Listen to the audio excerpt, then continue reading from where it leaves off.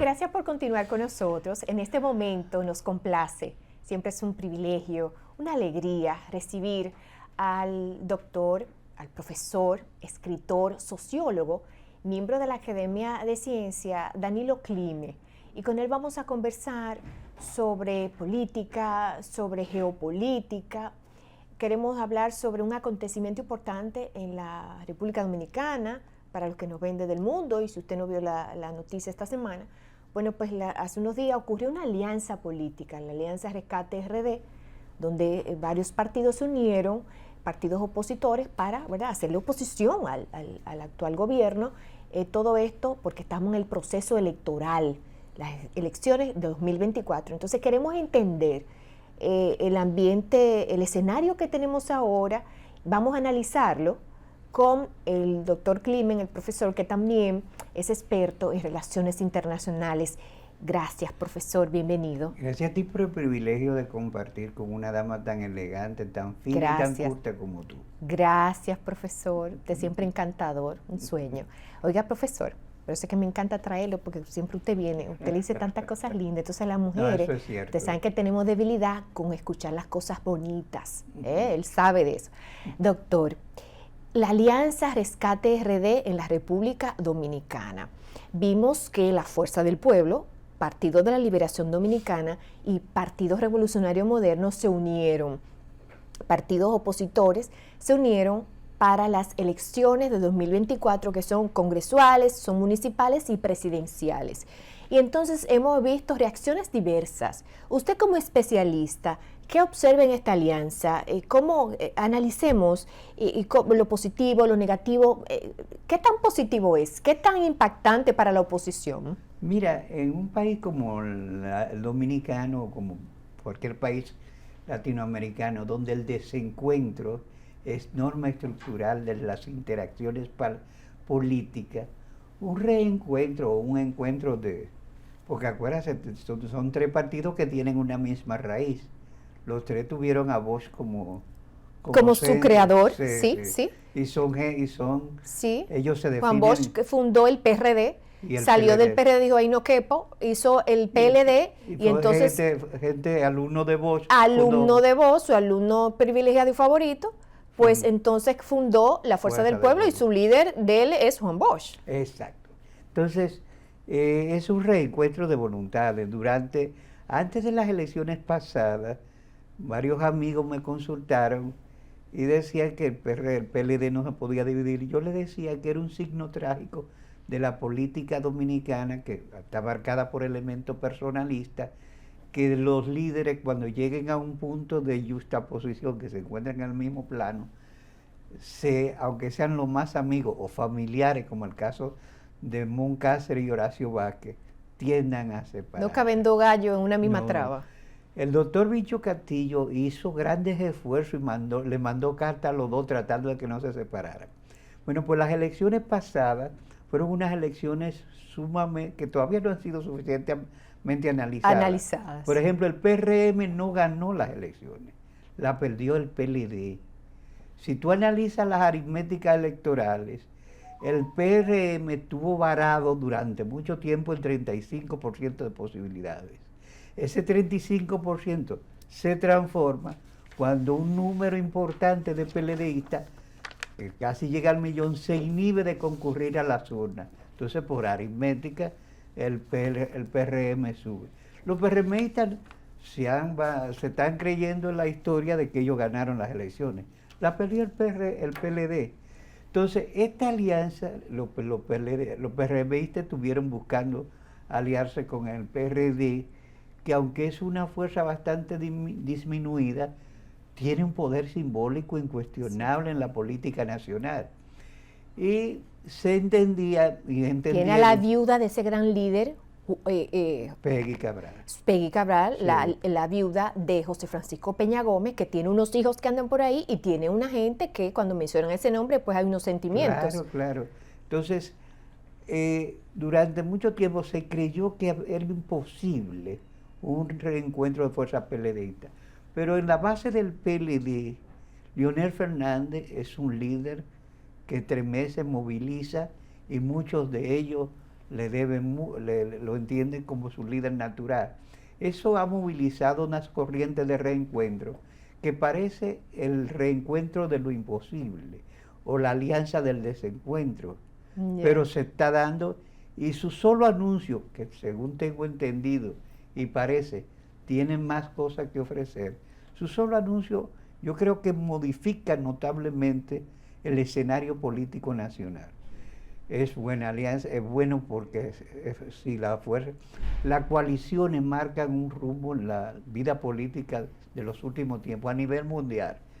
Si tú analizas cualquier proceso electoral del mundo, las coaliciones electorales son las que han marcado. Bueno, dicen que lo mejor que hay en el mundo lo crearon los romanos y los griegos, y los romanos fueron quienes crearon las alianzas, los acuerdos, los pactos, los vínculos. Y cuando no lo hicieron, fracasaron. Así y es lo que destaca el profesor Graham Allison cuando ha extraído un modelo que se llama la trampa de Tucídides, a partir de la lectura del historiador Tucídides, de cómo en un momento, cuando los espartanos y los atenienses no saben pactar una alianza, son aplastados por los persas. Entonces, eso es cierto.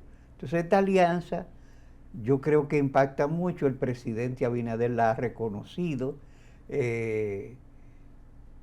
Creo que apenas empieza a reelaborarse y a lo que algunos llaman a definir su carpintería político-electoral. Hay pleito por posiciones y cosas, pero ya está claro una cosa, que en las elecciones generales entre Leonel Fernández y Abel Martínez, el que quede mejor posesionado recibirá el apoyo del otro.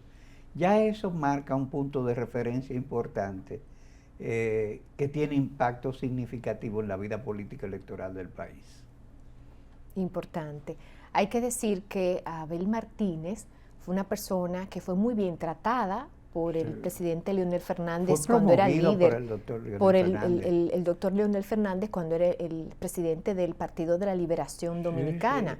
Hay que decir que Miguel Vargas Maldonado, recuérdese ese pacto de las corbatas azules, en aquel momento cuando era casi impensable que el PRD como que pactara con el PLD, y Leonel Fernández pues logró eso.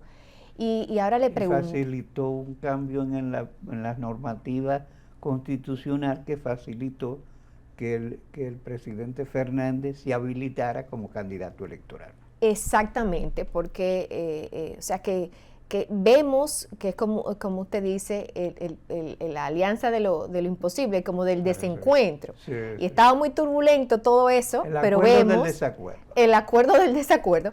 Sin embargo, vemos que las cosas como que van llegando como que a la normalidad. Yo comentaba hace unos días, profesor, que en el 2018, el domingo pasado, si lo buscan en YouTube van a ver, yo establecí aquí observando, porque me gusta mucho hacer el ejercicio de ver la historia. Es interesante porque las cosas son cíclicas, lo conversaba hoy con un experto en comunicación. Tú sabes que los romanos iniciaban el año, cualquier año que venía, con un tributo al dios Jano. El dios Jano es un dios bifaz con dos caras, una para el pasado y otra para el presente. Es importante mirar la historia para uno entender el presente.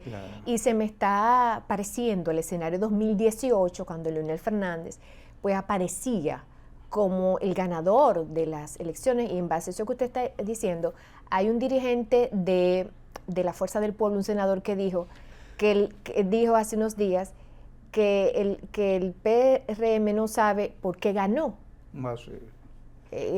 O sea, es como casi una advertencia, ahorita, es casi como, se me parece lo que usted está diciendo. ¿Por qué ganaron? Sí, porque el PLD perdió y ellos ganaron. Ya, entonces como usted dice, que el PRM no ganó, sino que la perdió el PLD. Y eso, si tú lo analizas en términos de aritméticas electorales, lo puedes ver. O sea, por las cifras se movilizan, la votación del PRM sube en función de la cantidad de PLDistas o gente que tenía potencialmente la posibilidad de apoyar una candidatura PLDista, se inhibe de participar en las urnas. Fíjate que yo uso el término inhibirse, no abstenerse.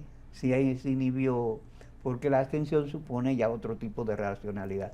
Digo, no, yo no voy a votar porque no hay posibilidades, Sí, por disgusto, claro. la frustración porque la división produjo una frustración en una formación político-partidaria que se había compactado a lo largo de 16 años. Ya, ya.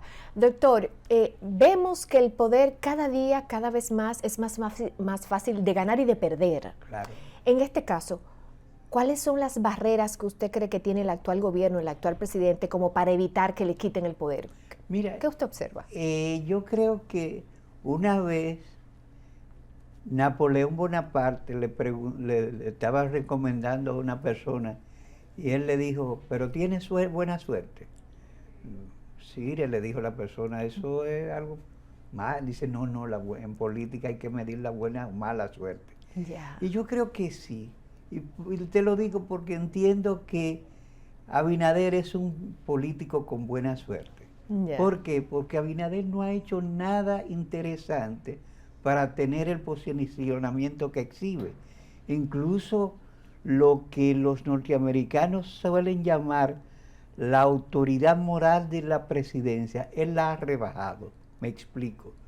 ¿Cuántos presidentes? Mira, en Nueva York, tú has vivido en Nueva York, Sí, has he visto viajado. que hay muchas, Nueva York es un crisol de minorías. Así es. Y yo he visto desfiles de polacos, desfiles de Mm. puertorriqueños. Por Ahí ejemplo, está el mundo entero. los Irais. israelíes que Sí. tienen una gran colonia, un gran Sí. asentamiento. ¿Qué presidente de cualquier país ha ido a una marcha de su connacional, una marcha festiva, que es No, algo frívolo? no he visto. Ni siquiera primer ministro, ni siquiera No, ministro. es O verdad. sea, cuando el presidente Abinader participa en esa gran marcha de dominicanos, está rebajando, aunque se vea bonito, solidario con los grupos de dominicanos que incorrectamente le llaman diáspora, de dominicanos allá en Nueva York, está rebajando la autoridad moral de la presidencia. Cuando asiste a dar un banderazo de una competencia de bicicleta, cuando asiste a la inauguración de una balanza de pesar basura, y cuando presta el palacio, el Salón de la Cariátide, con presidente incluido, para que una empresa anuncia que va a colocar sus acciones en el mercado. Oye, esos son actos tan banales y tan frívolos que no se supone que un presidente deba Y eso no es hacer. ser humilde para muchas personas. Bueno, puede ser humilde, pero la autoridad, lo que te digo, la autoridad moral de la presidencia, nos dicen los norteamericanos, no se rebaja. Fíjate que ellos son puntillosos para recibir a alguien en el despacho Oval. No ver a un presidente en Estados Unidos, No. que es un país de la igualdad. La Eso no reina es de así. Inglaterra Sí. en Buckingham no recibe a No, cualquiera. no, Puede no. ser el jefe de... Siempre eso es selección. Esos espacios se seleccionan. El presidente Abinader no se sienta a gobernar. Anda como chichigüita en banda y tú eres una estudiosa de cuestiones gerenciales administrativas. Ningún mando superior baja al nivel de los operativos. ¿A qué hora se siente el presidente a planificar el país? Entonces el país no anda bien. Tú te fijas que anoche el país estuvo prácticamente apagado. Bueno, los apagones han vuelto, profesor. Sí, pero por sus Vuelto. fueros. Sí. Uno Uno recibe muchas quejas. Si yo me dedicara a presentar las denuncias aquí, sí. muchas Entonces, quejas. tú tienes el caso de esa empresa que anunció que ponía sus acciones en el mercado. Eso desde el punto de vista de las operaciones económicas es bien, muy Para bien. el sector empresarial, sector Pero eso privado. debió hacerse en el Salón de la Bolsa de Valores de Santo Domingo, el salón de un Un hotel. evento privado Sí. de ellos. Entonces, ¿qué resulta? Que ahora tú te encuentras con que fondos de pensiones han sido invertidos en la compra de acciones en esa compañía que se dice que está arrojando pérdidas cuantiosas y significativas. Eso es cierto. Fondo de pensiones, dinero público. Dinero público. Si eso es cierto, entonces es una cuestión para ser analizada. Ya. Entonces, no sé qué tan cierto sea, pero es lo que te digo, hay cosas de ese tipo que, por ejemplo, nosotros, El presidente Abinader ha vuelto a prometer cosas, pero yo recuerdo que hay una grabación de él que dice que desde que él fuera presidente no entraba un haitiano, uno solo. Y ha sido, como solemos decir los ibaeños, en chorrera. Imagínate tú, los consulados dominicanos en Haití cerrados dieron 27,000 visas, que tú no te explicas cómo y por qué, porque no hay 27,000 empresarios en Haití interesados en ver las operaciones económicas nuestras. Así es. O sea, profesor, que son problemas mayores. Sí, profesor. Vamos a hacer una pausa para que entonces retornemos hablando del plano internacional. Vamos a tocar unos temas así bien interesantes, vamos a hablar del litio y todo eso. Cuando retornemos, no se mueva, por favor.